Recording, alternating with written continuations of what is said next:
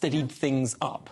Let's talk to the former advisor to the Bank of England, Roger Gewolb, now. And Roger, this is an interesting story of twists and turns.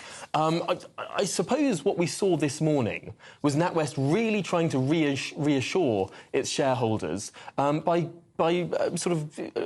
offering them some of this profit.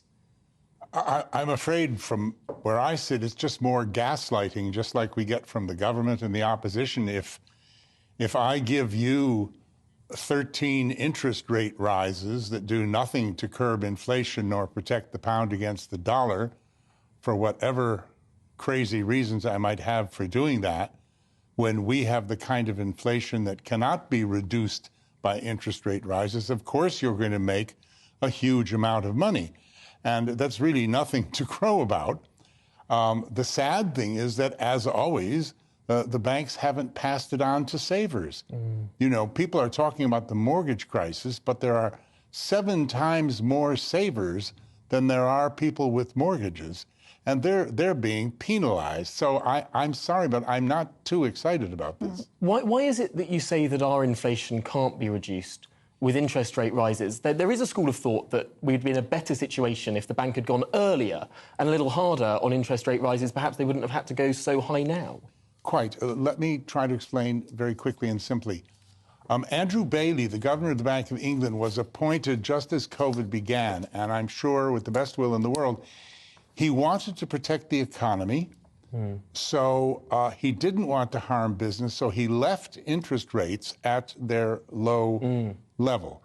And you're absolutely right. If he had started to raise them gradually, we wouldn't be in this pickle now where it's all dumped on us. And America started raising them before the United Kingdom. Totally different situation. Right. America has its own energy source, and they have what's called demand pull inflation. Yes. Consumer-driven inflation, spending, which is damped down by raising the cost of money. We have what's called cost-push inflation.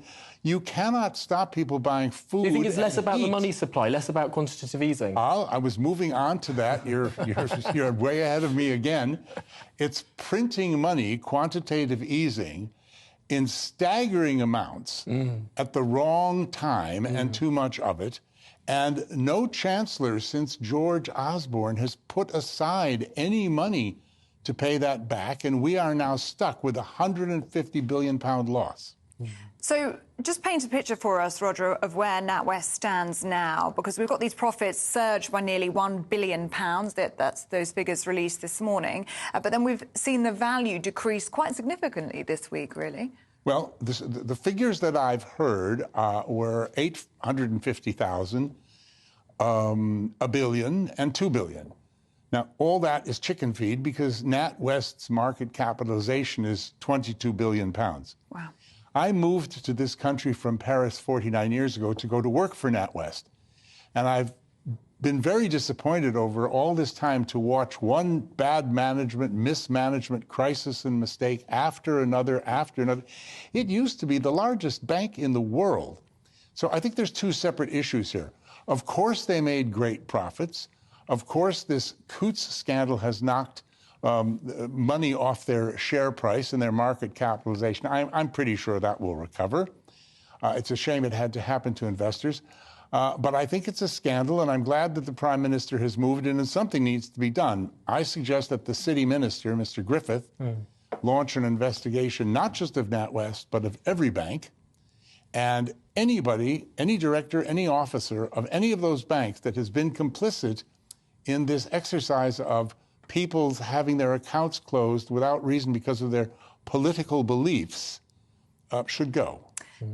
Interesting. And just very briefly, in terms of heads rolling on this one, have we stopped with that? Or do we think that the NatWest chairman, Sir Howard Davies, will be next? Because his position is looking increasingly untenable when Rishi Sunak doesn't want to back him.